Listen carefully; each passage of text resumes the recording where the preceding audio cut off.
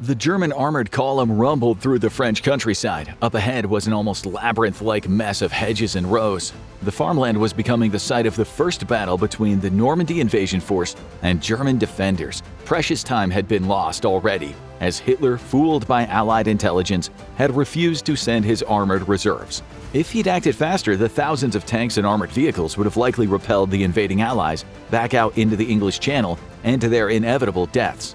But now it was too late. The fight ahead would be a bloody one, with the tall hedges favoring the Germans. They moved at night, hoping to avoid an Allied air attack. Their only air forces were briefly beaten back, and the skies above were being contested for the first time in the war. But a new predator stalked the night sky, one that did not need daylight to see its prey. The Germans, leery of ambushes led by Allied airborne forces that had landed ahead of the main invasion force, stopped often. The commanders sat up out of their tank hatches to scan with binoculars and listened best as they could over the growl sound of their tank engines. Infantry hurried to keep up with the armored vehicles, plunging into the hedges to safeguard them from teams of tank killers armed with anti-tank weapons. The commander of the lead tank scanned the countryside with his binoculars, peering through the darkness. Suddenly, he smacked the top of the tank turret, signaling the driver to shut the engine off. Something wasn't quite right. He cocked his head, straining to listen over the sound of the tank 50 feet behind him. There was no warning. A lance made of pure fire arced out of the sky and smashed into the lead tank, the explosive warhead of the anti-tank missile penetrating inside the tank and exploding inside the crew compartment. The Panzer burst open, spewing twisted metal everywhere and cutting down several infantry soldiers nearby. 5 miles away, the American Apache helicopter, a time-traveling gift from 2024, arced up slightly. The specially designed blades, rotating at 289 revolutions per minute, deflected some of the chopping of the air away from the Apache's direction of travel, reducing its acoustic signal. The Nazi tanks were clearly visible even at this distance. The Apache's MTADS PNVS operated at near infrared and combined a sight picture of any available natural or artificial lighting on top of the thermal image. The entire assembly, sitting on the nose of the Apache, swiveled to look wherever the pilot was looking. The fire control computer bracketed the suspected enemy tanks for easier visibility for the pilot. Without concern for Allied vehicles in the area, the Apache's computer was put into free fire mode. Using AI, it quickly identified and independently targeted each vehicle in the enemy column. The Apache carried 16 Hellfire missiles into combat, and it had already fired one. The AI-powered fire control computer allocated targets based on priority, having been fed data on the Nazi tanks of the era before deployment. With an audible tone, it alerted the pilot that it had worked out a firing solution, a process which took just over 1 second. The pilot hit a button on his joystick, and one by one the Hellfire missiles roared into the night. They crossed the distance to the Nazi tanks in a matter of seconds. They had no time to react, as fire began to rain down on them. The computer even accounted for the layout of the tank column, and the last Hellfire was targeted at the rearmost tank, exploding it into a smoking mess of charred metal. In the tight confines of the narrow farming road, the Nazi tanks and other armored vehicles were now boxed in. Destroyed tanks blocked the way forward, and a smoking wreck prevented a rear escape. But the Apache wasn't finished hunting. Roaring forward at over 200 miles per hour, the Apache tilted nose down and put on speed. Burning vehicles overwhelmed the thermal imager, but the onboard computer filtered them to avoid blinding the pilots. Within 2 miles, the Nazi soldiers could be seen fleeing into the hedgerows. Desperate vehicles veered off the road and down the steep embankment on each side of it in an attempt to escape the ambush. The Nazis still had no idea what the hell had suddenly been unleashed on them. The commanders shouted contradictory orders over the screams of the wounded and the terrified shouts of survivors. Some believed that they had run into a remotely triggered minefield and ordered their vehicles off the road.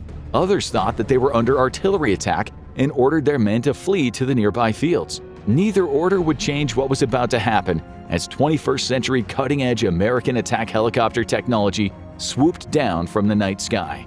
Mounted under the nose of the Apache, the M230 chain gun purred to life, driven by an electrically powered chain. Slaved to the pilot's visor, all he had to do was look at a target to fire on it.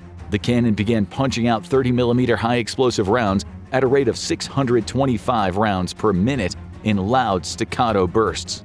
The first pass strafed over the stricken convoy. The 30mm rounds would be largely useless against a modern-day tank, But against the 80mm thick front armor of a Nazi Panzer, the rounds began to deliver crippling blows.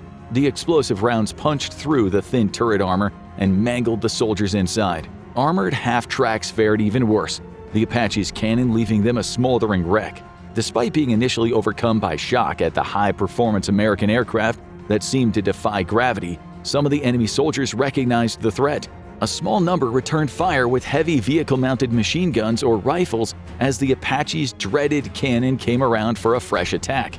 The Apache made for a difficult target though, and the titanium armored plating around the pilots and key critical systems easily deflected the few accurate rounds. The rotors themselves were hard targets to hit, given the speed at which they spun, but the Apache could survive even moderate damage to the rotors themselves.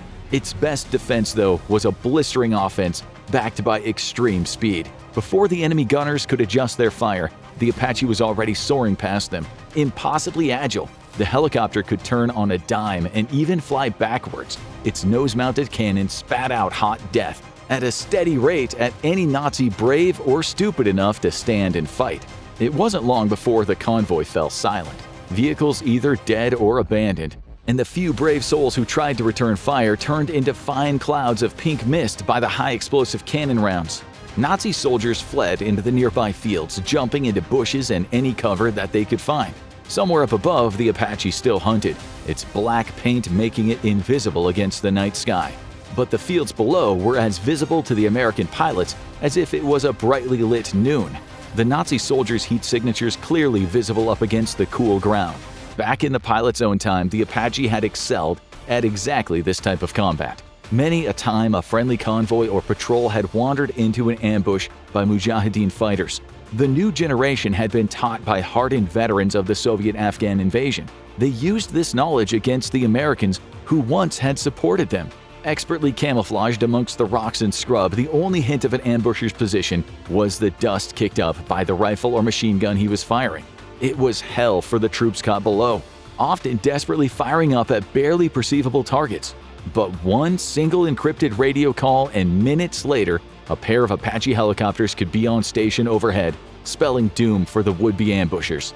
The scene below, almost 100 years in the past from the battlefields of Iraq and Afghanistan, was a little different save for the terrain. But here, the large bushes that some soldiers tried to hide under provided no cover from the all-seeing MTADS PNVS system. The body heat from the Nazi soldiers was clearly visible, and a brief burst from the M230 cannon turned a group of huddling soldiers into chunks. Sitting above the blade assembly, the Apache's AN/APG-78 longbow radar is primarily used for tracking and targeting ground threats, but the radar also has the capability to track low-flying, slow targets, such as other helicopters and drones. A series of pings quickly alerts the crew to a fast-closing pair of airborne tracks. At 342 miles per hour, the Messerschmitt Bf-110G was a deadly Nazi nighttime fighter optimized to wreak havoc on Allied bomber formations. However, this was far below the speed of even subsonic modern fighter jets, but well within the detection range of the Apache's longbow radar. If it had been armed with Sidewinder missiles, the Apache could have easily swatted both incoming Nazi fighters before they even realized they were in danger. As it was, though, the enemy fighters could do little more than home in on the site of the carnage. Expecting a formation of slow and low-flying medium bombers, the Messerschmitts were confident in the ability to sweep the sky clean. They packed two 30mm and two 20mm cannons, along with a 7.9mm machine gun each. The four cannons shot a steady stream of high-explosive shells that ripped Allied aircraft to shreds. The most successful night fighter of Nazi Germany, the Bf-110Gs, even had their own onboard radar, but this was only useful at close range, and all but useless against the low-flying and nimble Apache.